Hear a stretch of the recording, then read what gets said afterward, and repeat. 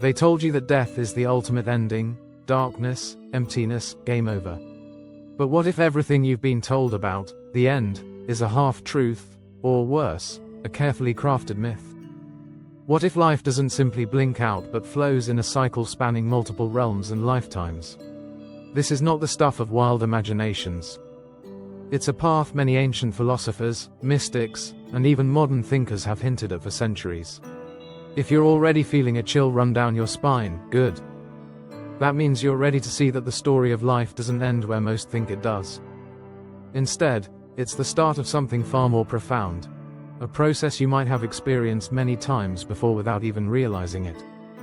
Where our ideas about death came from for most of human history, death was treated like an unyielding boundary.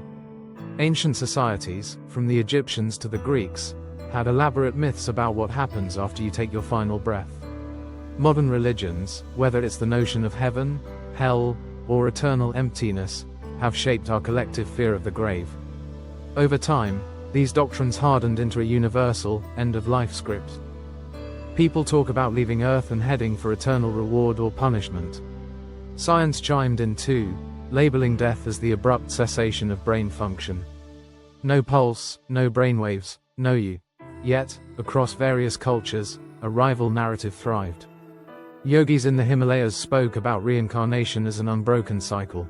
Indigenous tribes described ancestral spirits guiding the living, suggesting that life and death are intertwined. And in recent decades, near-death experiences have turned skeptics into questioners. Victims of fatal accidents, people who've flatlined for minutes on end, share eerily similar accounts. They see a bright light, feel overwhelming peace, or witness scenes from their own lives. Could they all be hallucinating? Or is there something deeper going on, something that transcends the physical body? Such questions aren't just philosophical curiosities, they spark intense debate. Certain religious institutions dismiss or condemn the idea of multiple lifetimes, branding it heretical. Some hardcore scientists laugh it off as wishful thinking. But every so often, a new piece of evidence surfaces. A documented case of a child recalling another life or an adult who spontaneously speaks a language they were never taught.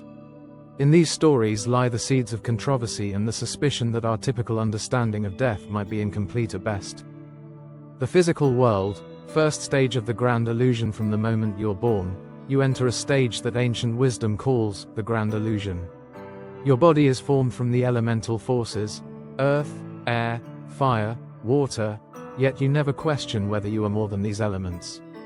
You cry, laugh, eat, sleep, but rarely think about what animates that tiny, fragile vessel. As you grow, the world teaches you to chase status, wealth, or admiration from others. We label these pursuits success, and we dedicate our entire existence to obtaining them. Here's the trap. The more you immerse yourself in the material realm, where everything has a name, a price tag, and an expiry date, the more you forget your deeper essence. Emotions, desires, and physical cravings become so loud that they drown out any faint whisper of a hidden reality. That's not by accident. Some spiritual teachings say it's built into the system, ensuring each soul experiences the physical domain thoroughly before it can comprehend life beyond it. Then something curious often happens around midlife, sometimes famously around the age of 49 or 50 in various esoteric traditions. You start feeling a shift. The dreams that drove you in your 20s and 30s lose some of their sparkle. Life reveals cracks in its shiny exterior, health concerns, unfulfilled ambitions, existential dread. You might think, is this all there is? This nudge can be the first sign that your soul is trying to remember something it once knew before your birth. Or it can be the start of a downward spiral if you double down on worldly attachments, ignoring the larger truth lurking behind them. So is the physical world an enemy? Not necessarily. It's more like a testing ground, a place designed to teach lessons, sharpen awareness, and test your resolve. You gather experiences here that shape you, challenge you, and prepare you for what's coming next. The real question is whether you let these experiences open your mind or keep you trapped in a materialistic daze. Because at some point, whether you're ready or not, the next stage arrives, and everything you thought was permanent slips away. Crossing over, the mysterious moments after death. We all know how the story goes. Life ends when the heart stops, the lungs freeze, and the brain shuts down. But according to countless reports from near-death experiences, spiritual texts, and mystic revelations, that's just the body closing shop. The consciousness, or soul, doesn't simply evaporate. Instead, you might watch the scene unfold from above, seeing your body lying still. There's no pain, no desperation, just an odd sense of detachment, like slipping out of a heavy coat you've worn for years. Then comes what some describe as a life panorama, a holistic replay of everything you've done, felt, and caused others to feel. Unlike normal memories, you're not watching from your own vantage point alone. You sense how others experienced your words and actions. It's a vivid karmic feedback loop. In these surreal moments, souls often linger close to the physical plane, especially if they have strong attachments or regrets. Ghost stories, hauntings, or inexplicable apparitions in old houses sometimes get linked to these lingering states. Families or investigators claim they've seen apparitions or felt presences. Superstition, possibly, but a growing corner of paranormal research suggests there's more to these phenomena than mass hysteria. For a few days, some say precisely 3, the soul is in a tug of war between letting go of its former identity and acknowledging that nothing about the physical world remains. Those who had deep attachments to possessions, relationships, or unresolved conflicts can struggle tremendously. In extreme cases, guilt or shock anchors them in a twilight zone. Others, especially those who practice detachment or spiritual disciplines, find the crossing gentler, like drifting off to sleep. Yet the true journey hasn't even begun. All these experiences are just a prelude to what waits beyond the veil. Beyond the veil, realms of purification and thought legends and religious teachings worldwide reference some form of purgatory or interim realm. Forget the fiery pits or celestial judgments you might see in movies. This place, or state of being, is more about purification than punishment. It's where unprocessed emotions, trauma, guilt, and negativity get exposed. If you inflicted harm on others or on yourself, the burden doesn't magically vanish. You face the repercussions in a realm where denial isn't possible. Some souls breeze through quickly, having fewer entanglements. Others remain stuck, confronting the weight of regret or the emotional residue they never dealt with in life. This is also where the concept of earthbound spirits emerges, entities reluctant to move on, replaying their final days or clinging to locations and people they left behind. It's a painful echo chamber, but it serves a crucial function: to strip away illusions, forcing the soul to acknowledge truth without the distractions of a physical body.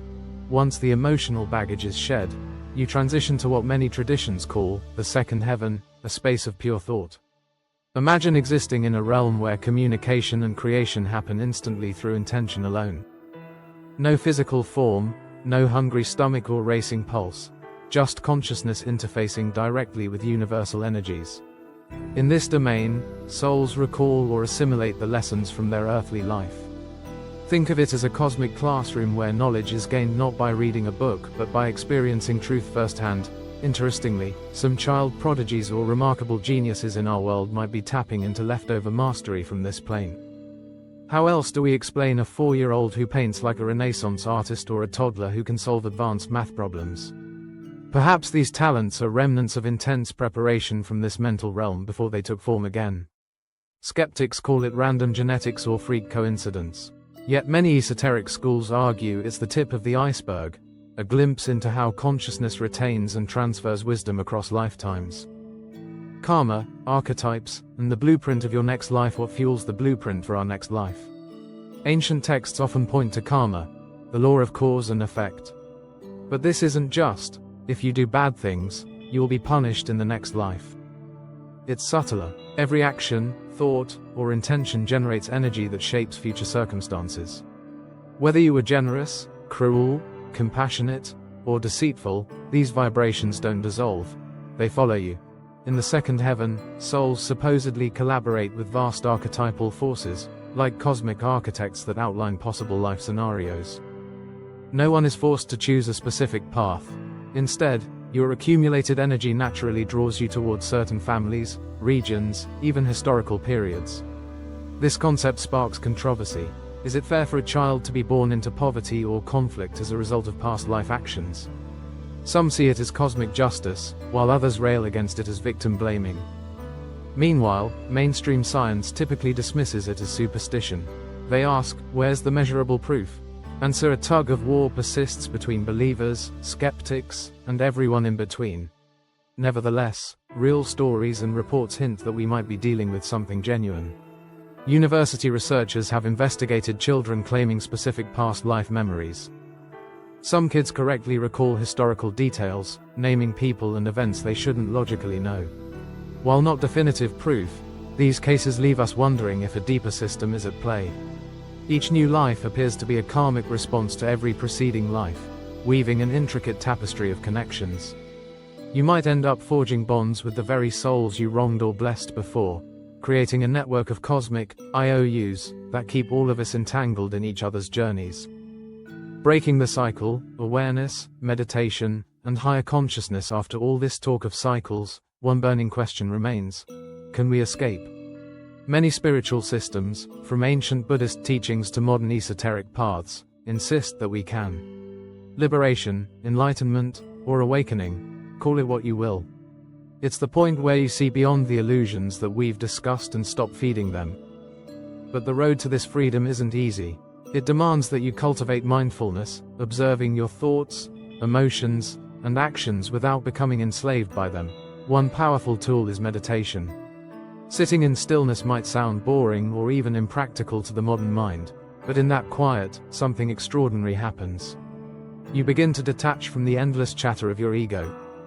You become the observer rather than the participant in every reactive drama. Over time, this viewpoint seeps into your daily life. Desires lose their iron grip, fears become less paralyzing, and relationships transform into deeper, more meaningful connections. However, the spiritual marketplace isn't immune to controversy. Self-proclaimed gurus have lured sincere seekers into cults or exploitation. Legal accusations surfaced against some who turned enlightenment into a scheme for money or power. This makes genuine guidance crucial. A real teacher, tradition, or practice always points you back to your own capacity for wisdom. It never demands blind devotion, so you must navigate carefully, trusting your intuition as well as common sense. Then there's modern science, which has flirted with theories like quantum consciousness and the idea that our reality might be a simulation. Could these theories be stepping stones to a more mainstream acceptance that life is not the simple, one-off biological event we thought it was? Skeptics will scoff, but the conversation is shifting. We are inching toward a world where reincarnation or the continuity of consciousness is no longer a fringe belief but a legitimate subject of inquiry. If that happens, the path to personal awakening might become clearer for more people. Your choice to awaken, so now you've heard a version of reality that puts death in a radically different light, not as an ending but as a chapter break in a story stretching beyond anything we typically imagine. Birth, life, death, and rebirth. It's an unending dance of energy, choices, and consequences. And each lifetime you forget just enough to keep the experience fresh, to learn lessons from scratch. Some never realize this process. They live, chase physical pleasures, and return to the astral realms in confusion, repeating the cycle over and over like a broken record. But you don't have to remain on autopilot. You can begin to see through the illusions right now, right here. The moment you recognize how easily you're swayed by desires, fears, and worldly conditioning, you've already taken your first step toward freedom. From there, it's about staying awake, using mindfulness, meditation, and genuine wisdom traditions to peel back the layers. Because if the testimonies of mystics, near-death survivors, and age-old philosophies are even partly true, then you've lived many times before, and you might live many times again. Will you choose to remember? Or will you slip back into the forgetful haze that has trapped so many souls for millennia? The choice isn't made in one dramatic moment. It's a daily practice, an ongoing commitment to seeking truth amid the illusions. Let that sink in the next time you're tempted to assume that this life, this body, is all you've got. According to countless sages and whispered lore, your journey is far longer, and far more thrilling, than anything you've been led to believe, and now you know. Or at least, you suspect. What you do with this knowledge could change your destiny forever. The wheel of life and death keeps turning, but perhaps you're finally ready to step off and see what lies beyond.